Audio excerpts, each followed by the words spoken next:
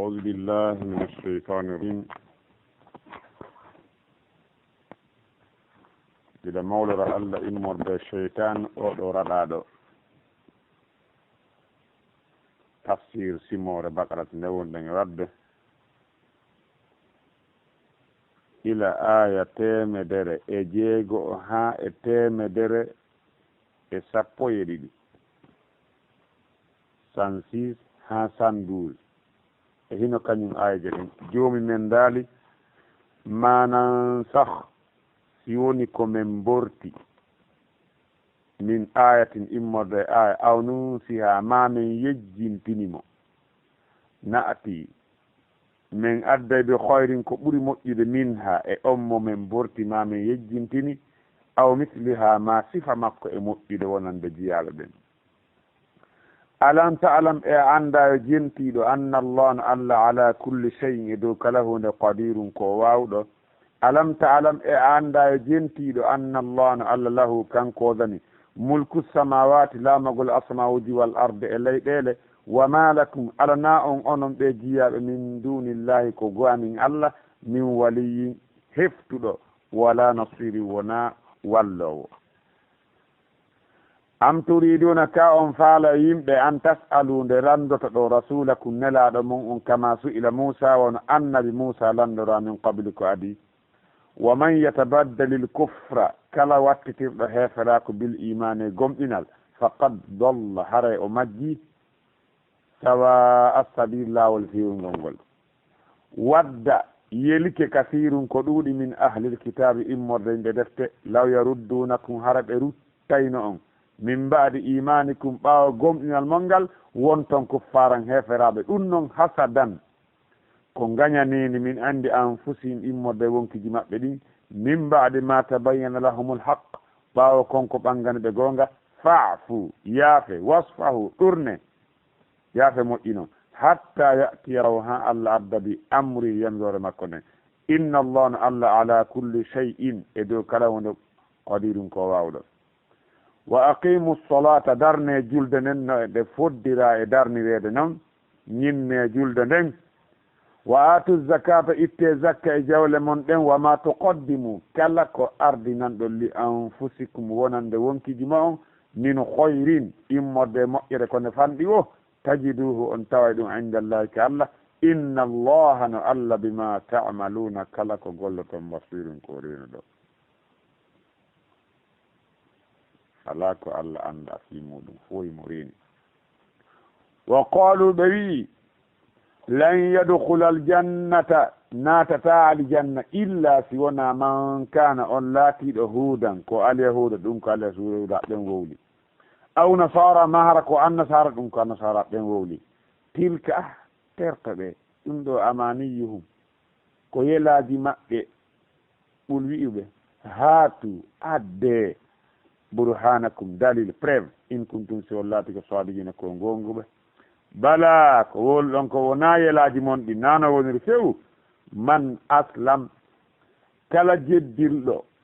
wajihahu tere makko ɗin fof yeeso makko ngon fof lillahi wonande allah wa huwa muhsinun hara ko o moƴƴinɗo golle falahu hino wodanimo ajruhu joddi makko inda rabbihi ka joomi makko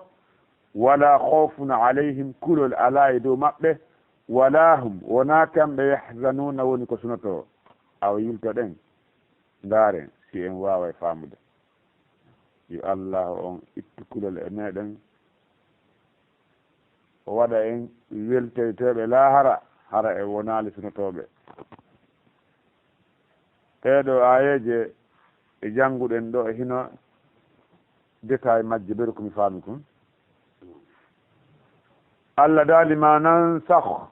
si woni komin borti min ayatin immorde aya bortugol an nushu ko wiyete nushu nasiru saadi rahimahullah ɓe maati huwa naqlu ko eggingo wiyete nushu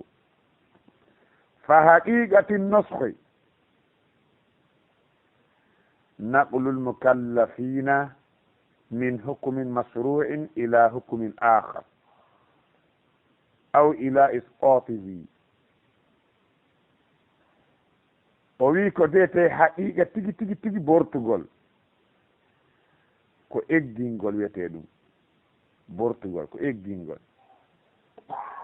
o wi haqiqa mum on ka qur'an ɗo ko faanda bortugol ko ittugol eggingol hellifaɓe ɓen e ñaawore go'o naɓa we e ñaawore go'o itta ɓe e ñaawore sarqinande naɓa ɓe e ñaawore sarqinande wiyete haqiqatun nusri hari ko ni joni ɓe sansanama ɗum ɗo ɓe wattanama ni wiyete bortugol noon no tabiti ka alqur'an no tabiti kadi ka defte feƴƴinoɗe alyahuda ɓen ɓe sabotuno nelaɗo ɓe ni pour o ka ñande o himo yamira ɗimmoɓe makko ɓen goɗɗum janggo kadi o sansanade ɗum ɓe yamira ɓe goɗɗum kadi ɗurre gila hana ɗum ɓaynasi o waɗo on faljay hana ka o jerda noon lam yafhamu anillahi subhanahu wa ta'ala ɓe famali allah woni ɓe famali ngaye allah ɓe andali komboni allah ɓe andali allah no o foddira andirede ɓe anda kadi jiyaɓe makko ɓen si tawi goɗɗo andi allah o andi hoore makko o famodirte kono si goɗɗo andali ile ki o andali komboni allah o welata famodirede c'est pourquoi neɗɗanke on tenata harano ko bindi goto allah wi en bindi goto tet allah wi en yimɓe ɓen anda bindi goto tet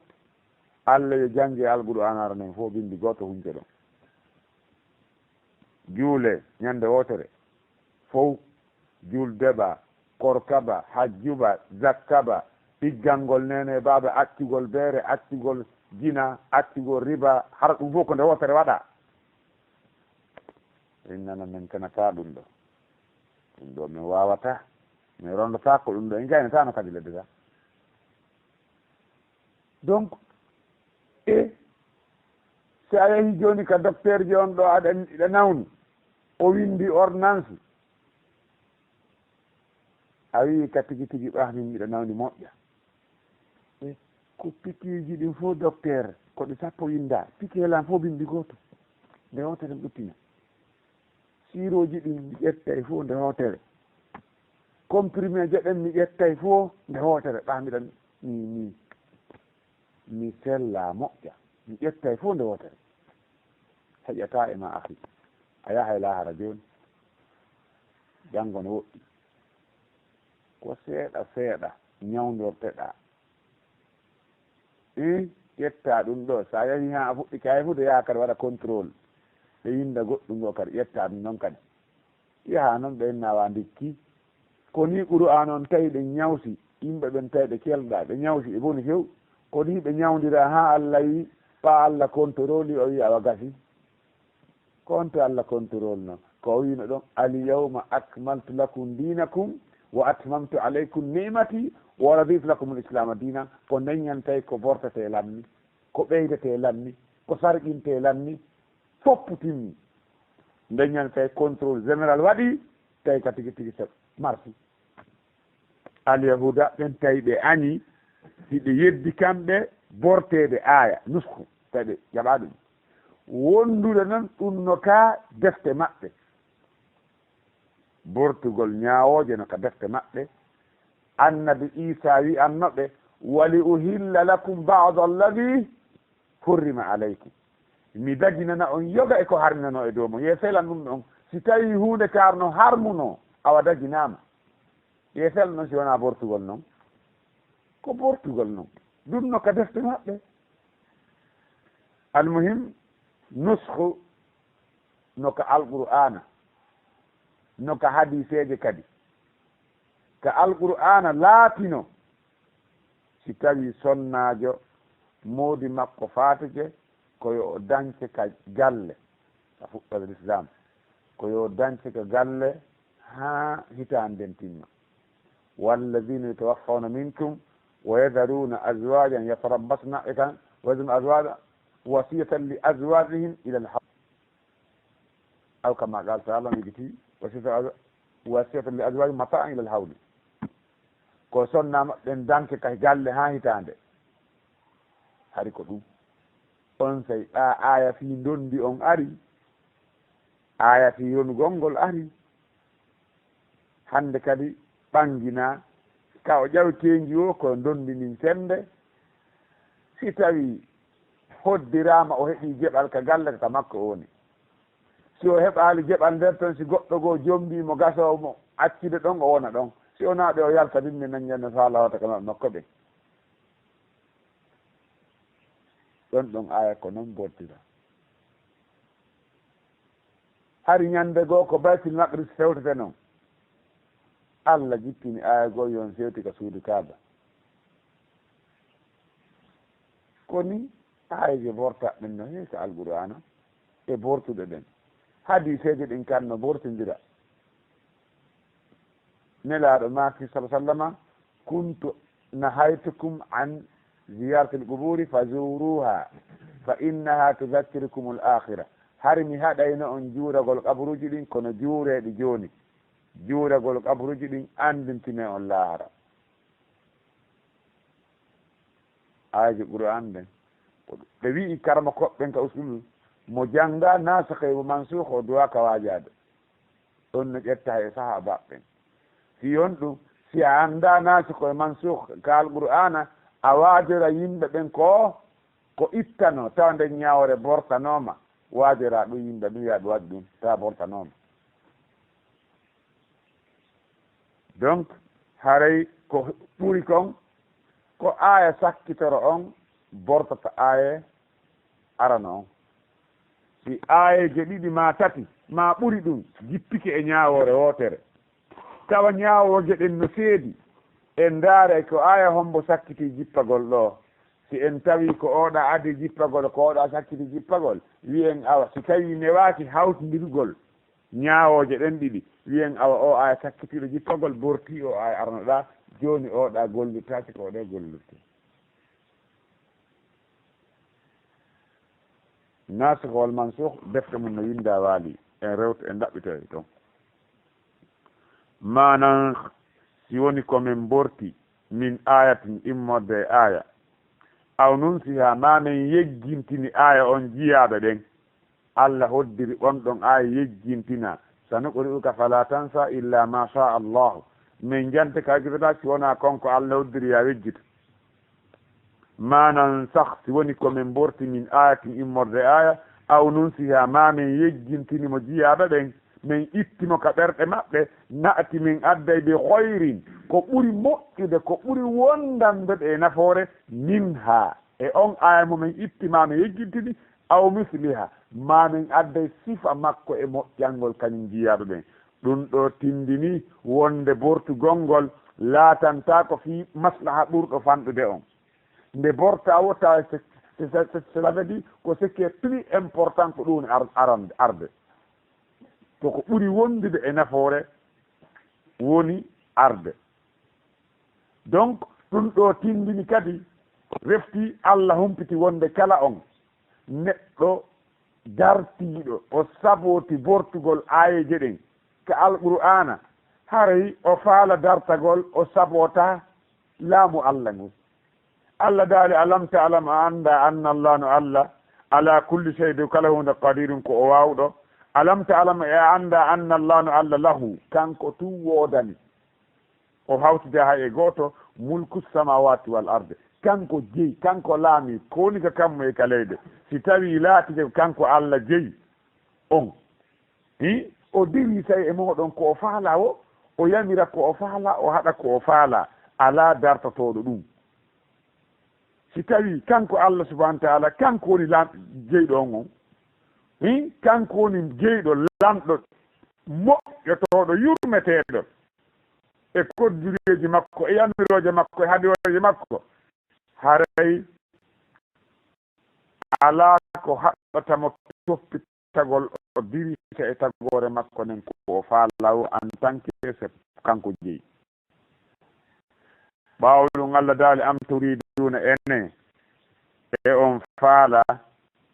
Allah no haɗa gomɗinɓe ɓen ɗo ma alyahuda ɓen nde ɓe landoto nelaɗo maɓɓe o wono anda Musa landano ko addi am turiduna ka on faala an tasalu nde landoto ɗo rasulakum nelaɗo men on kama su'ila Musa wono anda Musa landora min qable ko addi wa man yatabaddal il kufra kala wattitirɗo heferako bil imane gomɗinal faqad dalla gomɗi hara o majji sawa asabi lawa fewgol ngon amo majji lawa fewgol ngon ko on to yarata lawol ngo fewangol Allah hino haɗa gomɗinɓe ɓe ma alyahuda ɓen nde ɓe landoto nelaɗo maɓɓe won anda Musa landora ko adi ko fanda ɗe lande ɗo ko lande ronkingol ngol andi goɗɗo no ara landora goɗɗum tawa wona fiyo faamo wona landagol fiyo ando Allah subhanahu wa ta'ala yewti ɗum ko alqur'ana won wono ɓe lando noon annab Musa ɗo wonde ɓe arde ɓe lando nelaɗo kadi tum yas'aluka ahlul kitabi an tunazzila alayhim kitaban min as-samai faqad sa'alu Musa akbara min dhalika faqalu arina allaha jahara alyahuda ɓe arna ɓe nelaɗo he jippinani men deftere kakam mo direct min yiya Allah wi muñño ɓe lannake Musa ko ɓuri ɗum Allah wi kadi gomɗinɓe ɓen ya ayyuha alladina amanu la tasalu an asya in tubida lakum tasukum suga ɗe lande ɗo Allah haɗi landagol tum tawa na fiyo faamu gollitira amma landagol fiyo andu itta majjere e ma hada ma'murum bihi ɗum ɗon no yamira ha wiɗen farilla majjere ko landagol ha wiɗen mo landorali wa anda Musa o majjire wa Fir'auna Allah subhanahu wa ta'ala yamiri en e lando anduɓe ɓen fasalu ahla dhikri in kuntum la ta'lamuna lande anduɓe ɓen si tawi on laatake on anda Allah kadi irrintini ɓe hoore ko ɓe landoto kon yasalunaka anil khamri wal maisiri wasalunaka anil yatama hiɓe landoma wi ɗum ɗo ngal landal ɗon Allah no jaɓi kono argol tun lando tawa ko nafatama ka diinama min miɗo wattila yimɓe buy hande no heewi lamde ɓe landotako suka ko sahaba ɓe landino kon sahaba ɓen ko landotono ko honno men waɗirta wona fi honno men waɗanta enene laal fi honno men juulirta ene laal ko fi honno Allah harnani beere ɓe ɗuuɗa landagol ɗum ene ko honno men juulirta enene laaɗo Allah yandiri men yomen juulu e ma ko honno men juulirta e ma fi honno men juulanta e ma ɓe landaki ɗum kono haray ko ɓuri hewde hande lande ɗen a yimɓe lando tawa landal ngal ngal ardi noon a tawa wona landal fiyo on tigi faamu na ɗen ɗon lande ko haɗade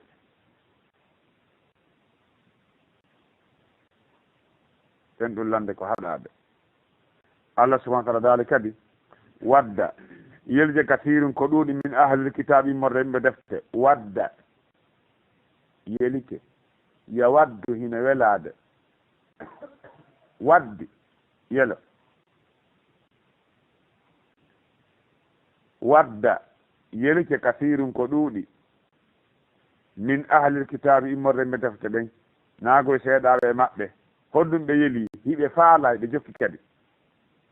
law yaruddunakum hara ɓe rutta on min mbaadi imanikum ɓaawo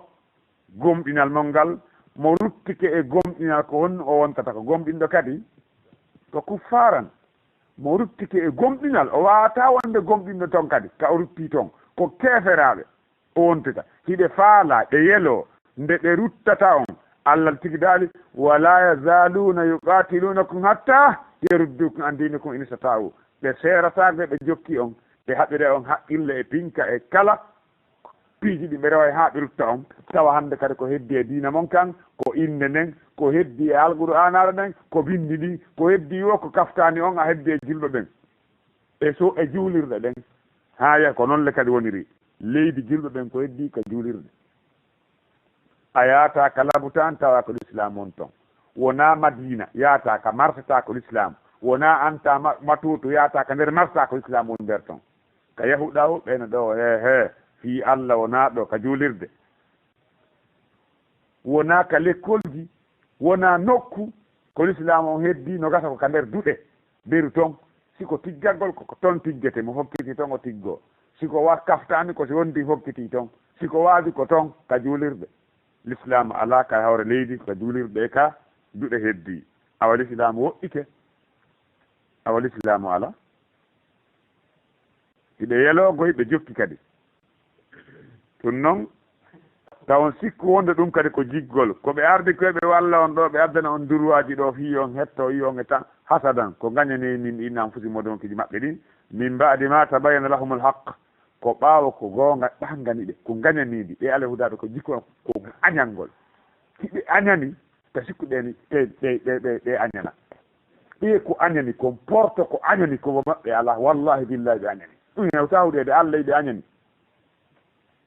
si wona ɗum koko alfa ɓe rondo ɗo piiji ɓe naɓa ka maɓɓe moƴƴintina ɓe moƴƴina hunde ala ko kowni ka maɓɓe toon si on ɓe arta ɓe moƴƴina ɗum kamen ɗo ko ɓawata en heɓi sifa koɓe heeɓi kon koko ɓe nokku ɗo leydi e piiji ɓe naɓa toon ɓe moƴƴina si on ɗum ɓe arta ɓe moƴƴina ɗo ɓe senda ɓe acca ko men kon ɗo ɓe naɓa ko maɓɓe kon toon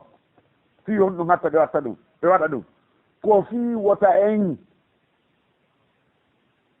heɓi koɓe heeɓi kon ay yaali hay otoje ɗen ɓe jaɓata kese ɗen ngaraga hara ko oto koye ngal dogine han sona ɗum honno ɓe ƴetta koroje maɓɓe ɗen ko añamde ɓe eno añani ɓe ara ɓe yeeya mouve kan mouvance ɓe yeeya ɓe jonna ɓe arma ɓe jonna opposant arme ɓenna ko enen wontanara ɓe ukkaɗa ukkidire ɓeeno añani fuu ɓe allah subahana wa taala daali fa'afu sele ono yaafe wasfahu ɗurno ɗon onon terte fewndo ɗon on an jaɓɓoro bonɗi maɓɓe ɗi ɓon addirla ɗin jaɓɓoroɓe an yaafagol e muññagol nani hatta yaati allahu bi amrihi ha allah adda yamirore makko nde woɓɓe wi allah addino nde yamirore ulle nde arino allah addino wiye ɓeftineɓe qatilu lladina la yuminuna billahi wala bilyawmi l akhiri wala yadinu din alhaq wala yuharrimuna ma harrama allahu wa rasuluhu ɓeftineɓe ha ɓe itta sagalle kala keferaɓe wa qatilum hatta la takuna fitnatum allah yamiri en haaɓi ɓe haaɓa Usaymine wi he mimmi o wiyede o aya ɗo bortama muradno toon andi o aya ɗo fa'afu wasfo hatta abdullah bi amri yaafoɓe ha allah addamiro makko no ɓinde o aya bortama Usaymine si o bortano fewno ɗo ko no jerdayno ɗen o wi aya on o bortaka sanga tawi hiɓen wawi ɓe yaafogol ala bettineɓe sanga tawi on wawata fa'afu kewɗo en wawataɓe ka en wawa bettinede Amérique fewno ɗo min piyen Amérique en wawata awa fa'afu wassahu hatta yaati allah bi amri hande allah addi wo kadi nam haray o wi inna allah no allah ala kul seydu kala no gadirum ko wawɗo wa aqimu salata ñinne julde nde wa atu zakata yewti ɗum kono ñinnirte kono jakka ittirte wama tuqaddimu li anfusikum kala wama ko fanɗi wo ko fanɗi ko ardinan ɗon feƴƴin ɗon yeeso maran ɗon hoore mon ittuɗon sadaka min hoyrin allah wiyali jawdi tum allah wiyali hajju o wiyali korka o wi min hoyrin kala ko moƴƴi immorde e moƴƴere si on ardini janngo mo on li gadin janngo mon on ardinani janngo mon on tajiduhu on tawi ɗum indallahi ko allah saabu inna allah no allah bima ta'amaluna kala gonɗo basir mo goo reeni ɗo kala ko waɗanɗa hoore ma siɗa hooli janngo a hettay pellatti a waɗay ɗum siɗa hooli wonde a yahi ɗo joni Amérique ma France ɗa hooli kala kum adduɗa kun lagine ga ari a tawtay kun ɗo kum heɓuɗa abugoto ga ɓayɗa andi ko ga arata siɗa hooli a yahay lahara go'o siɗa hooli ko naɓuɗa toon wo a taway toon a marata ɗo ko ɗum waɗno hewno e yimɓe moƴƴiɓe feƴƴiɓe kala ko ɓe heeɓi kon ko ɓuri kon ko lahara ɓe maranta ñande goo goɗɗo goo no annda no aɗo natugol islam suudu makko ɗum no heewi tef piiji himo mari ala ko accika suudu makko ko goɗɗo hattañineɗe tawi islam mo addi ñande goo ɓawnata islam goɗɗo go ari ka makko o wiyene ko on ɗo piiji ma ɗi woni mi naɓiɗe ko galle to oyni a darnino goɗɗo mi naɓɓi toon kam tultata toon laawol ngol no woɗɗi dolle ɗen e kan laawol ngol no woɗɗi no mettiyade no wondi e pelle mi tawi yomi ɗiiti neɓra seeɗa seeɗa oya no sikku wonde koko a hooti to o darni kaburure anda kanka mo anndi kon to naɓi laara to ka galle ka mi tultata toon ko toon mi naɓi dolle ɗen tamironɗo ɗum fof mi naɓora na ɗum mi wawatano ɓe bindi gooto allahu akbar ndaari haqqille ɓeɗo wonno ɗo ɓe suti toon ɓe gollani toon si a woni ka hoore leydi ɗo a ƴetti gite maɗen a cikki e laahara a yangani ke laahara anna yangantoma ɗum wota gooto waɗe jiɗi anna on jokkete sahaba ɓen kamɓe ko laahara ɓe suti ɓe gollani laahara anna on jokkiɓe anna on ustaniɓe ene wonɗen ɗo sutiɗen anna wiɗen ko ɗo anna on dogi en rawɗen ha ma en hara en hendaki naam Allah subhanahu wa ta'ala daali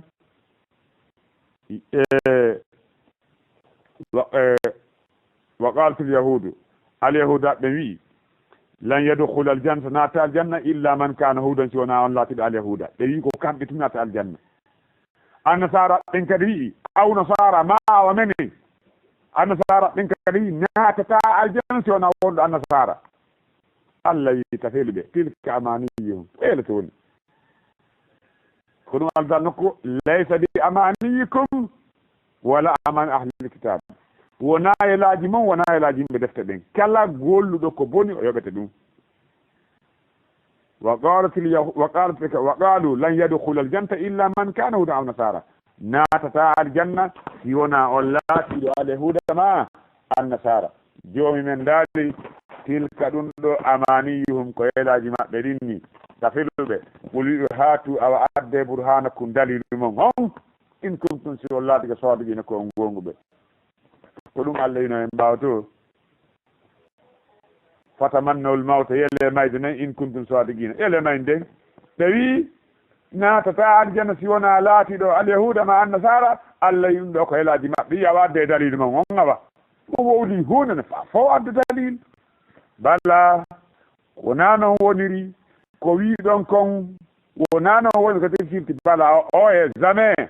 ko wolɗon ko wona noon woniri man wonɗo aslama jeddilɗo kete aslama ko ƴettugol hoore mum jonna Allah e hinolan waɗan ko faalaɗa wo noyo ko goɗɗo bonnata yaha joni sa hoore mum laamu ɗuranda hinolan waɗan ko faalaɗa wo miran mbi siko boma yaha waala yeeso makko wiya hinolan sa luuko toɗan sa hirsa hinolan kala ƴettiɗo hoore mum o jonni Allah na yeeso ngon tum yeeso ngon ko sappana saabu yeeso ngon ɓuuri teddude e ɓiɗɗo adama on ko ɗum waɗi ko ɓuuri mawnude e ko Allah yiɗi kon fof ko ƴettigol ngo yeesoma fofa ka leydi koɗɗen tippata ɗon koyte sujuudu ka jiyaɗo ɓuuri ɓadagol joomum makko ko sanga tawi mo sujji ɗo emo tamƴinana nde o jaabinana du'a on donc bala o e man aslama kala jeddilɗo wajihahu yeeso makko ngon tere makko ɗin fof lillahi wonande Allah o jeddili gite makko ɗen o ƴettiɗe o ndaari ko Allah yiɗi kon tun noppi makko ɗin o jonni Allah juuɗe makko ɗen o mini ko Allah wi kon o acci ko Allah haɗi kon koyɗe makko ɗewi ko Allah faala ɗon tere makko ɗin fof o jonni Allah mo hum hara kanko muftinun ko moƴƴinɗo golle alisan an ta'budallah ka annaka tara fa in lam takun tara fa innahu yaraka hara ko moƴƴinɗo golle falahu hinodanima ajruhu joddi makko timmude inda rabbihi ka joomi makko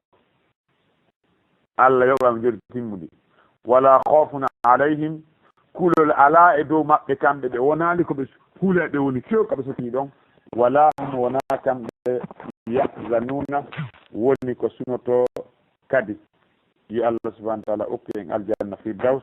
o danda en yiite jahannama e lette mum ɗen o newinana en anna ɗo yo Allah alɗin en ngalngu alda e dewre sirki Allah subahana taala moƴƴinen alhaaliji men ni salminimen kala saftiraɓe salminimen kala saftiraɓe salminimen kala saftiraɓe tilka